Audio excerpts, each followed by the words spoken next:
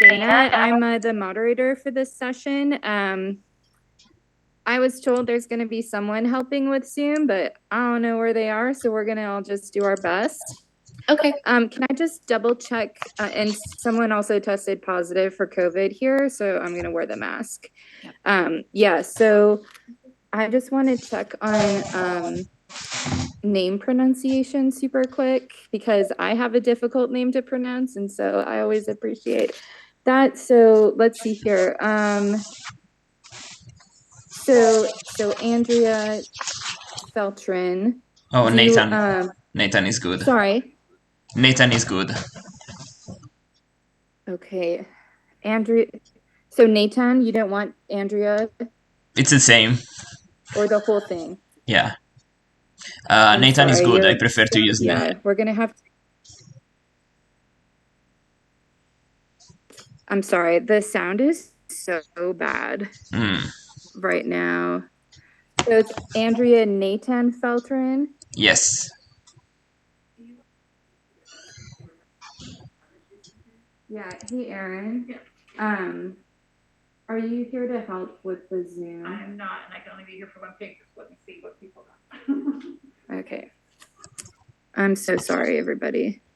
I was just brought in to moderate. I wasn't supposed to moderate this panel originally, so. So Mercer Gary, am I saying that right? Okay, and then Andrea and Feltrin. Yes.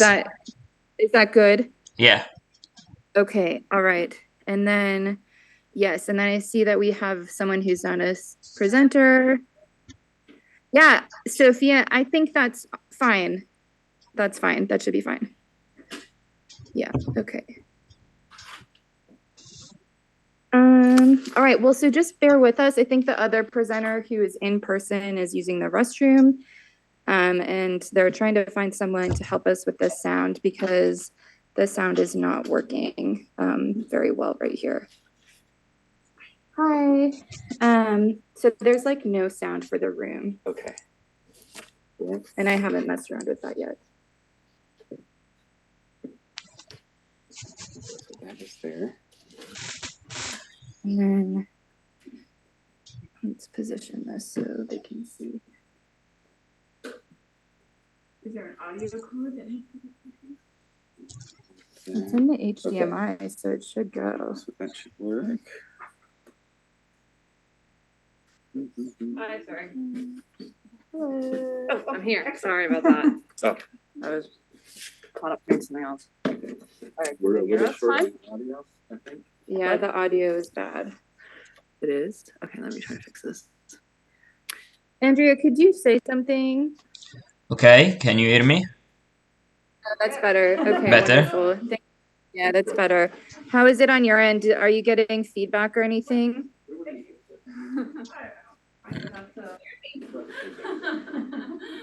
Yeah, you just have to switch it to the croissant, but Okay. that's what I'm here for. So just wanted to double check on How's the sound from over here? Is it okay? Okay, good. Let's see. Do you have a way of communicating with them for time? Because I usually don't look in the chat when they're talking. Yeah. So I'll just kind of stand over here and then I'll pop in and give you like a 5-minute warning and then a 1-minute warning. Though of course I'll also like pay attention to your like cadences. I'm not going to cut you off if it's clear that you're wrapping it up. So sound good? Okay, perfect. Okay, good. So Can you speak one more time just so we can hear the volume? just speak one more time. We're just doing another. Is it good? Oh, I'm just trying to. Yeah, it doesn't seem like it changes. I have to deal with this. I can't turn it on my laptop. What about right here? there. Yeah, of course. You're right. There we go. Okay, so I think I'm That should ready. be better. This is fine. That's okay. Okay, welcome everyone. I'm sorry that we're running just a few minutes late. There were some tech difficulties, but we're all here now.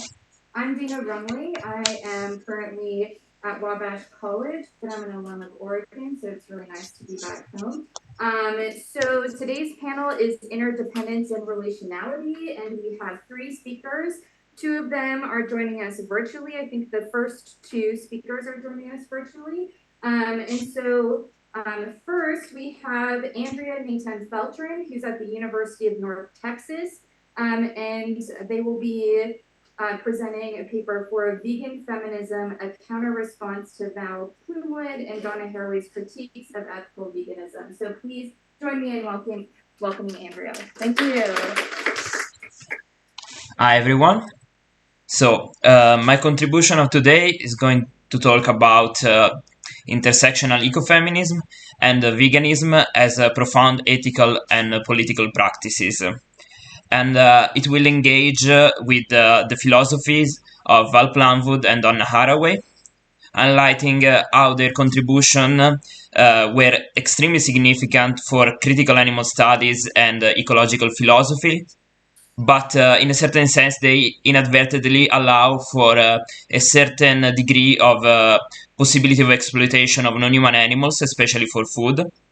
So I will develop from their philosophy a counter-reply based on the feminist new materialism, especially the one of Stacey Alaimo. In order to achieve a philosophy of veganism, a political philosophy of veganism that entangles with ecofeminism and multi-species justice. First of all, I recognize that ecofeminism was one of the first movement that was able to, an intersectional movement that was able to challenge the multiple forms of oppression that jointly constitute the capitalist modernity. And in doing so was extremely powerful. Yet inside this movement there are different voices, there's been different voices, and some of those can be considered fundamental yet controversial.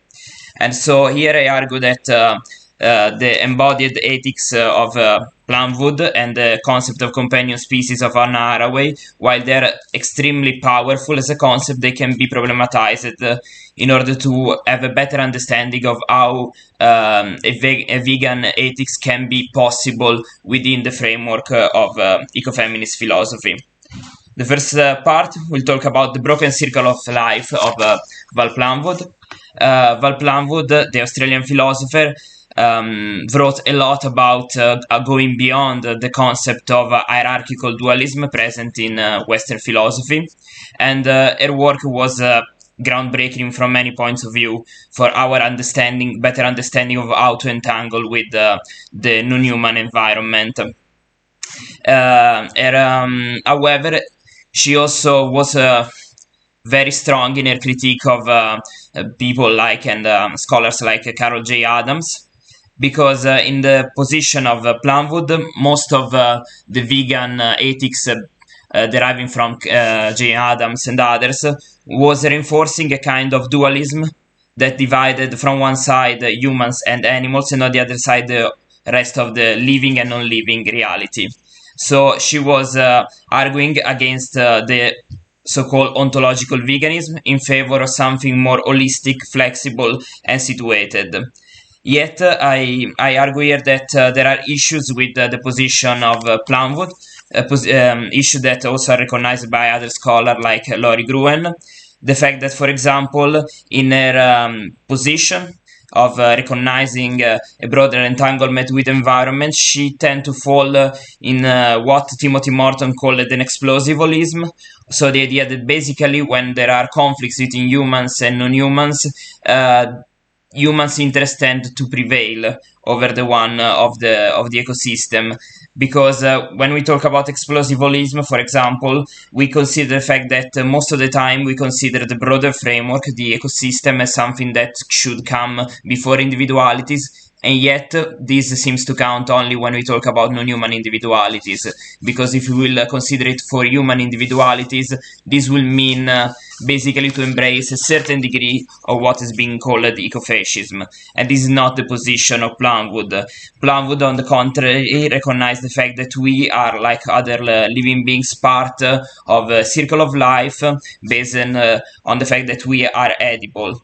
Yet, her focus on embodied philosophy of being edible is not, in a certain sense, defense, a position that can allow for exploitation of non-human animals. In fact, in a recent article of the 2000, Plumwood basically took a position that put as equal distance, at an equal distance from the proper ecofeminism, both Carol J. Adams and Mary Zeitsteng in her defense of hunting as a feminist practice. Why this is problematic? It's problematic because even though she recognized the importance of being bodies, this is not enough, because being body, for sure, that can be subjected to predation, on a certain sense is teaching us about a broader ethics, a cosmic Heraclitarian ethics, but is also not representative of how reality is right now, because there is currently a disparity of strength, a disparity of forces when it comes to the relationship between humans and non-humans. In fact, while we can learn a lot about our position in the cosmos by considering ourselves like a part of the food chain, on the other hand, the amount of animals that we are consuming in our daily existence right now is an unicum in the history of humanity. This is the highest number of non-human bodies ever consumed by our species, and at the same time we are in the midst of the 6th mass extinction of biodiversity. So even though Plumwood, with her experience of being almost eaten alive by a crocodile during a canoe trip in Australia, this was for her an incredible turning upside down of our ontologies, considering humans part of the ecosystem, part of what is edible, still is not representative enough of what is actually happening right now in the world. It is an extreme disparity of strength and an extreme disparity in terms of violence. And we need to acknowledge this, because we need to understand that when Plumwood is talking about this Heraclitarian ethics, this holistic ethics of nature, she's giving us something descriptive, but can never be considered fully prescriptive. Because right now we should question ourselves if we should consider something reasonable to put ourselves in the position of being predated by non-humans, just in order to enhance our understanding of being part of an ecosystem. And we experienced something like that during COVID time, being subject to the predation of something else, something non-human with an agency. So the question is, should we propose, should we reinforce our possibility of being edibles for other living beings in order to improve our connection to the broader cosmos, the ecological cosmos? If we refuse to expose ourselves to the threat of being subject of predation, why are we instead embracing coming in contact with non-humans that is based on actual predation, that can be predation through hunting, but can be predation also through factory farmings? And I think that here there is something like not completely resolved in the philosophy of Plumwood, because if she recognizes our embodied connection with non-humans and the importance of recognizing the fact that we are all potential food, there is a big difference that Laurie Gruen point out. The fact that Plumwood conflates the fact that we are all consumable with the fact that we recognize some bodies as edibles and others as non-edibles. And so there is a sort of speciesism in our society that distinguishes what is edible and what is non-edible, but for sure is not moving humans toward the possibility of being more often preyed upon that will solve the problem of violence. So on the one side, we should recognize that to go beyond dualistic hierarchical system, we should recognize our being part of the food chain and the circle of life, but the current position, the material position, is a broken circle of life in which the amount of violence toward non-humans is completely not comparable with the amount of life that non-humans perform on humans. especially if we consider vertebrates and our relation with larger animals that are basically entirely wiped out. And so, following another Australian philosopher, Freya Matthews, it's important to distinguish the modern axiological ethics that demand us to interact with subjectivity at the level of their individuality, with the broader cosmic law that is rooted in many indigenous communities of Australia. And while we can and we have to follow an axiological ethics respecting individualities, this doesn't mean that we have to rule out our understanding of being part of something broader like a cosmic law. So according to the work of Freya Matthews, we don't have necessarily to decide for an individualistic ethics over a more broad like Heraclitarian ethics. Simply we inhabit those two contemporary, but we need to develop compassion even under the rules of a nature that is based on consumption and body nourishing other bodies. And Donna Haraway, that is one of the most influential philosophers, not just in posthumanism and ecofeminism, etc. She took a lot from the work of Val Plumwood, and she took from Derrida the concept of eating well and killing well. And I think that her work is one of the most important to understand the entanglement of masochism, sadism, and misogyny, violence, and speciesism. And yet, despite her understanding of many levels of oppression in our society, something that she develops very well in works like Primate Visions and The Promises of Monsters, still, inside their philosophy, there is a level of instrumentalism of non-humans that is difficult to digest. Haraway, in fact, didn't fully explore the potential of nurturing compassionate kinship, despite she was proposing the notion of companion species, of species that literally share the bread, share life. Because when we become together, this is never a neutral and innocent becoming together, but when we become together in the anthropocapitalocene, there is a certain degree of structural violence that tend to privilege our species over other species. In fact, as Manuela Rossini pointed out, we can sometimes consider companion species as a form of companion speciesism. And as Zippora Weiberg in her article The Broken Promises of Monster pointed out, it's necessary to investigate the work of Donna Haraway, because some disturbing writings on the animal question represent a serious threat to the development of critical animal studies and animal liberation overall. In fact, Donna Haraway tend to express the importance of our entanglement with other species, our body experience in encountering other species, but she doesn't denounce the fact that we consider other species sometimes, if not most of the time, in an instrumental way. In fact, she actually wrote that work, use, and instrumentality are intrinsic to bodily webbed mortal earthly being and becoming. So she's justifying through a lot of rhetoric the fact that we are entangled with other species in a way that sometimes is asymmetrical. But her desire to see and understand that we are always becoming together tend to, in her literature and her work, to in a certain sense, being too generous toward practices such as she didn't condemn, for example, certain cruel dog training methods, certain genetic engineer abuses, and even the consumption of animal products. And I'm talking about the Western world. She's suggesting that even in the Western world, is something that we should accept because it's a practice of becoming together. And yet this becoming together most of the time is based on asymmetry and complete instrumentalism.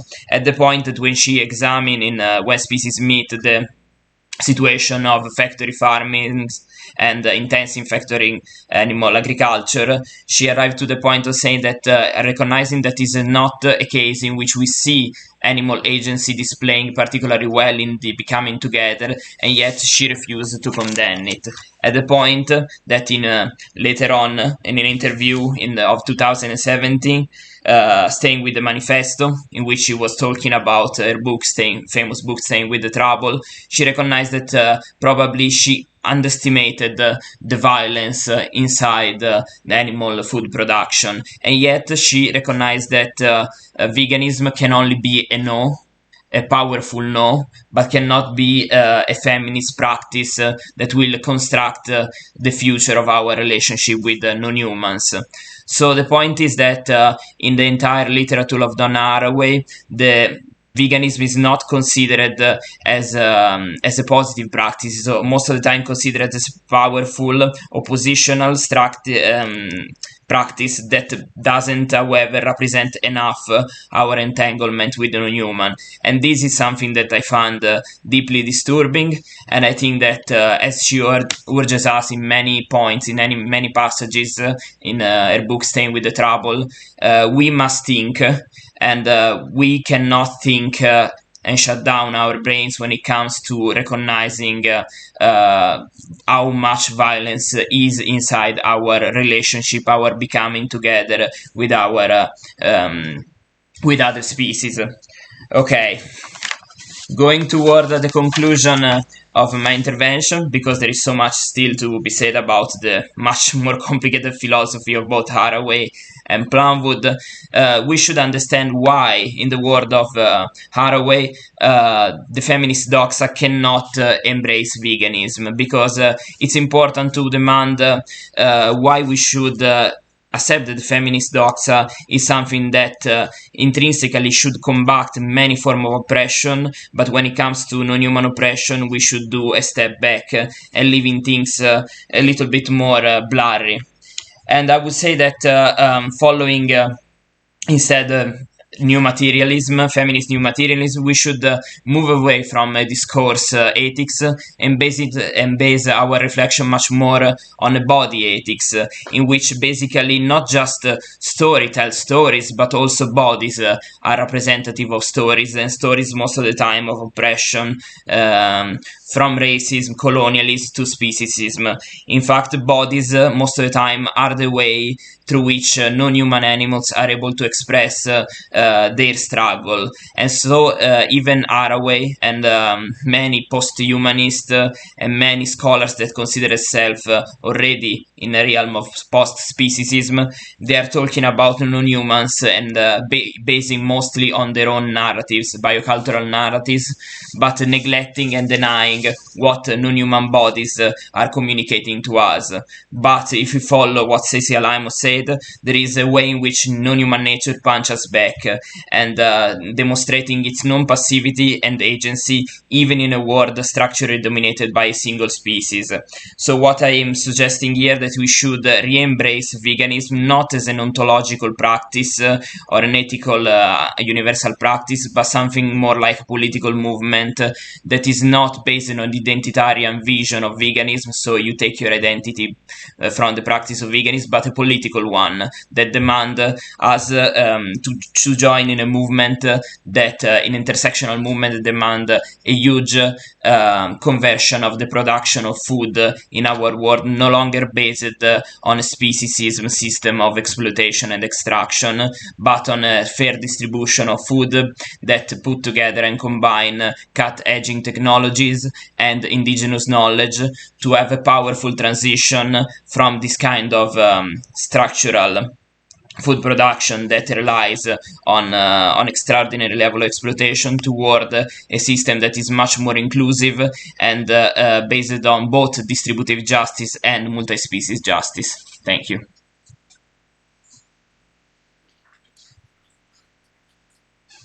Wonderful. So we have 10 minutes for questions.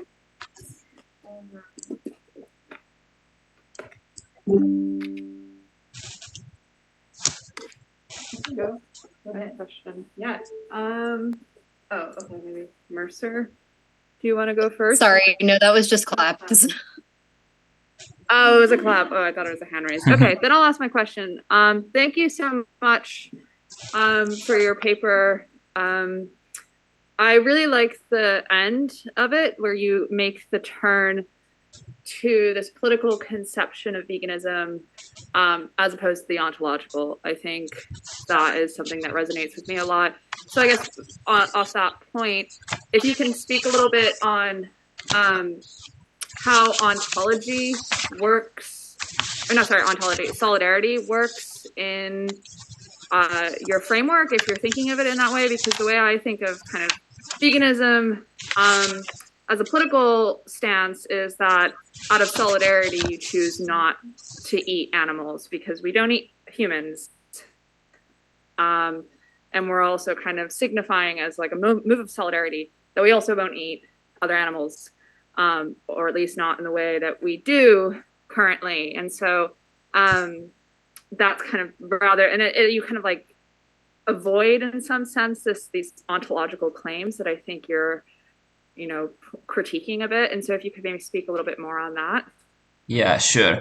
So basically, Plumwood calls ontological veganism those kind of ethical veganism that implies that the only possible thing that we should do as humans to avoid speciesism and exploitation is to automatically, in every moment, in every place of the world, reject the consumption of non-human animals. So what Plumwood sees as a problem in the work of Adams is the idea that predation somehow is a kind of sin, and we can see that this can take many directions, like also problematizing the fact that there is predation in nature, as some philosophers have done. What instead I propose here is veganism following Laurie Gruen as an inspiration and aspiration toward a different kind of sharing the food on this planet.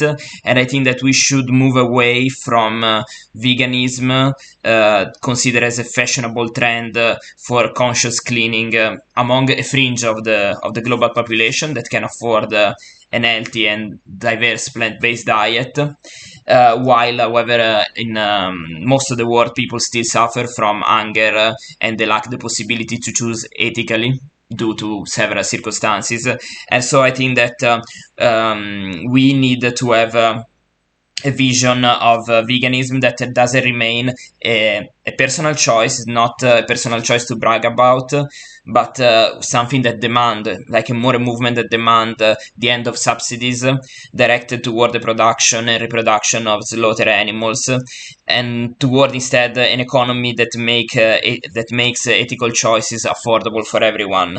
And I think that there are three aspects that we can derive from Haraway and Plumwood that can be implemented in a ethical veganism that is political and intersectional. And these aspects are focusing not just on our goal and our objective, but focusing on the process, the timeline, and the location, because we should acknowledge that we should start problematizing and moving politically toward undoing this kind of carnist and speciesist system of production, starting from the West, and starting also by demanding by challenging tradition and cultural relativism, because cultural relativism is not just about indigenous practices, but most of the time is something that is used inside the Western world to defend certain traditions that maybe are recent traditions, and still this argument is used to undermine the fact that what counts is not so much what we value in the usage of other animals, but what their bodies and our interaction among bodies of different species tell us about solidarity and compassion.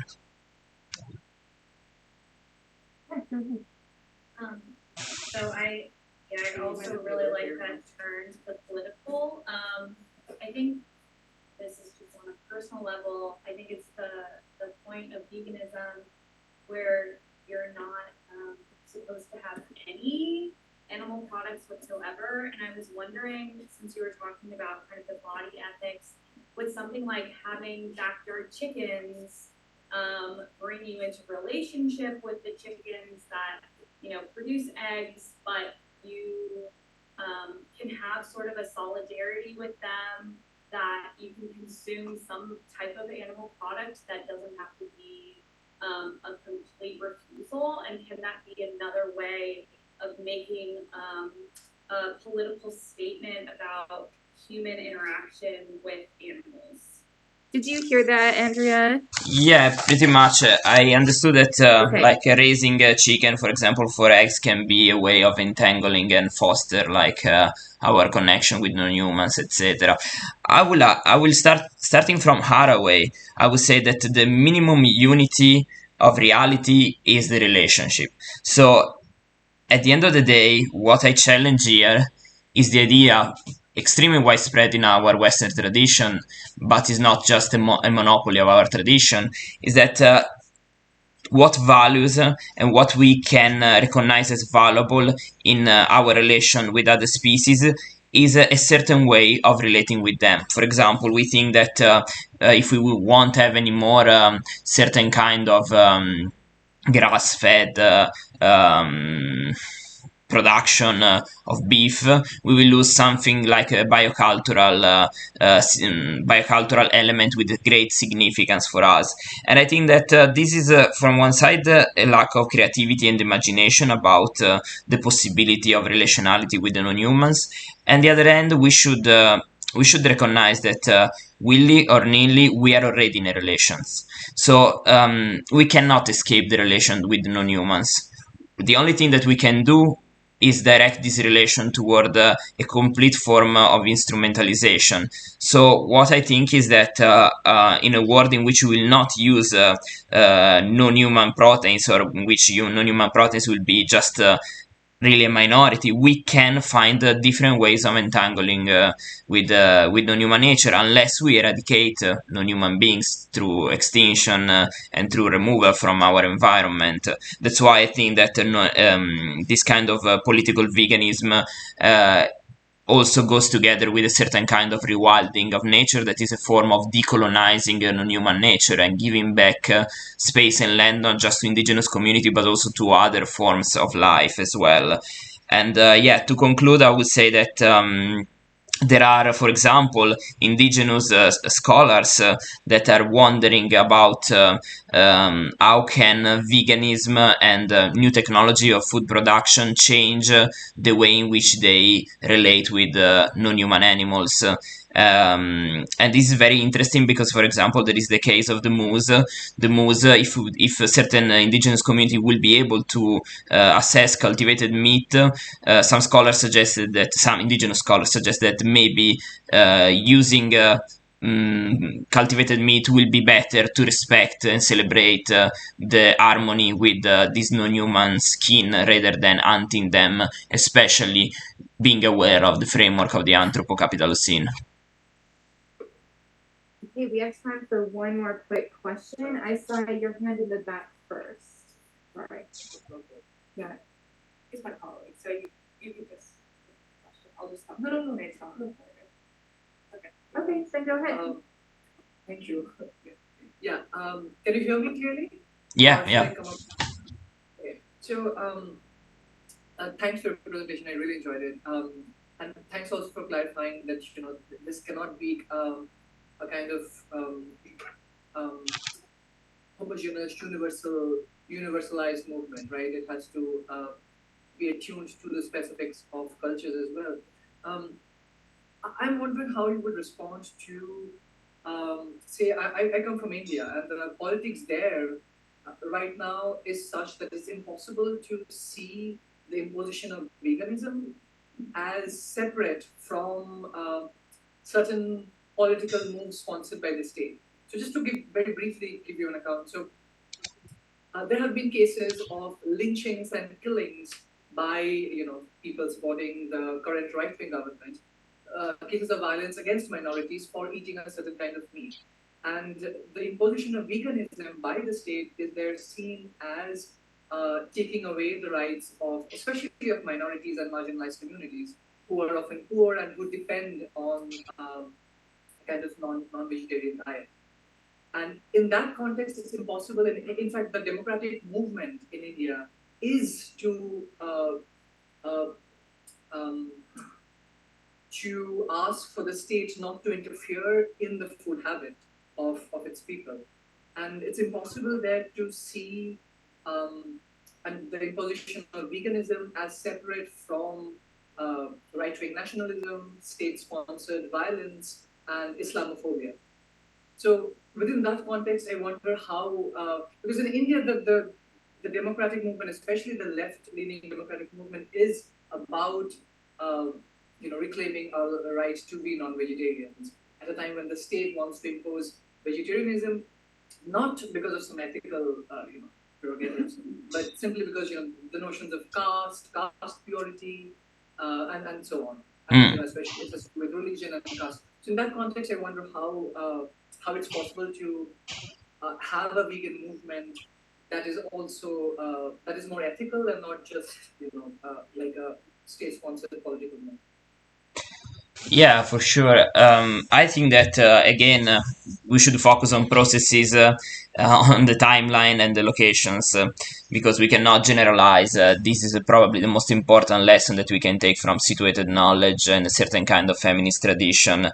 What I would say is that it's really easy to agree with people that tend to reconstruct the origin and the roots of injustices in one single phenomenon. For example, if you agree with Plumwood that everything is due to Western dualism, it's really easy to see how sexism and racism and speciesism, they all go together. But I think that what matters is not necessarily agree on the common origin of injustices, but trying to understand and be aware that true liberation is either for all or is for no one. And if we focus on this, the point is that we need to be more aware, for example, that there is a lot of complexity to navigate, and we need to be more to pay more attention and be more not inclusive, because it's a term that to me is already problematic, but trying really to engage with different perspective, but still acknowledging that sometimes one discrimination can be put, especially by those that are in power, against another form of discrimination, and we need to navigate, however, this complexity. And this is something that we see on many levels. For example, if we talk about the fact of a human population, we can talk about the fact that some people talk about human population growth as a problem for ecosystems, and yet, despite they're doing something that is useful to say, they're also embracing some degrees of racism and negative description of reality can have very negative implications. Still, we need to be able to talk about problems, even though those problems can entangle with other kind of form of discrimination. We need to be wiser, and we need to always to base on, as I say, the situated knowledge. We cannot generalize, and we need to understand that we should start somewhere. So I don't know enough, not being from your country, to give enough suggestion about how to think, but undoubtedly we cannot give up just because there is complexity, because we will always face complexity and an hostile political environment to develop certain radical ideas. Okay, thank you very much. Excellent. So our next speaker is Mercer Gary from the Hastings Center with a paper entitled "What Makes Feminist Theory Relational?" So join me in welcoming Mercer. Hi, everybody. Can you hear me all right? Yes, wonderful. Great.